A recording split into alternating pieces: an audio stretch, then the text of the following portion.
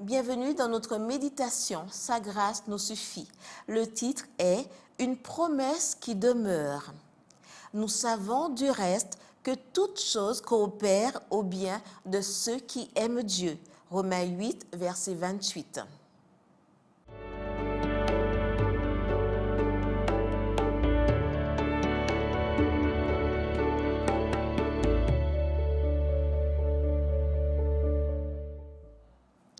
Lorsqu'Ellen White est devenue veuve, elle est partie servir Dieu et l'Église dans une contrée lointaine, l'Australie.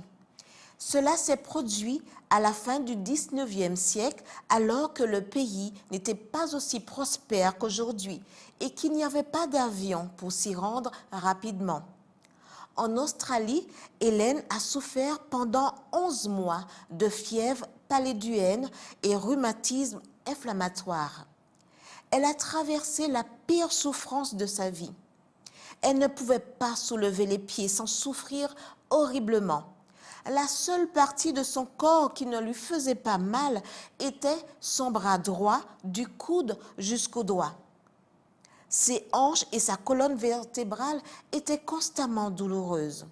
Elle ne pouvait pas s'allonger plus de 2 heures. Elle se traînait sur un autre lit pour changer de position. C'est ainsi que les nuits se passaient. Les médecins lui disaient qu'elle ne marcherait plus. Au début de sa souffrance et de son handicap, elle pensait qu'elle ne le supporterait pas. Mais peu de temps après, elle comprit que cela faisait partie du plan de Dieu. Elle s'est souvenue que le Seigneur ne l'avait jamais abandonnée.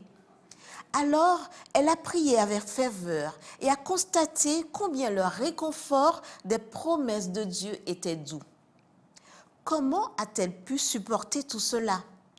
Mon Sauveur semblait être très proche de moi. Je sentais sa présence sacrée dans mon cœur et j'en étais reconnaissante. Ces mois de souffrance ont été les plus heureux de ma vie grâce à la compagnie de mon Sauveur. Ellen White a beaucoup souffert dans sa vie. Pourtant, elle fut remarquablement productive et active, et de sa souffrance est née une philosophie de la souffrance qui constitue un appui solide pour des millions de personnes. Son livre « Le ministère de la guérison » ainsi que de centaines de lettres n'auraient jamais pu être écrits et avoir un tel impact dans son expérience, offrant un cadre humain aux principes divins de base sur ce sujet si important. Beaucoup ont été encouragés par sa joie et sa ferme résolution face à une grande adversité. Les années passées en Australie ont été les plus productives.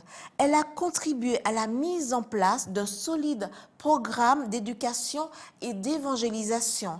Elle a écrit Jésus-Christ ainsi que des milliers de livres opportunes.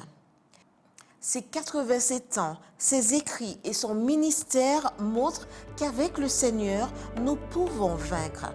Son dernier ouvrage rayonne également d'espoir et de joie chrétienne.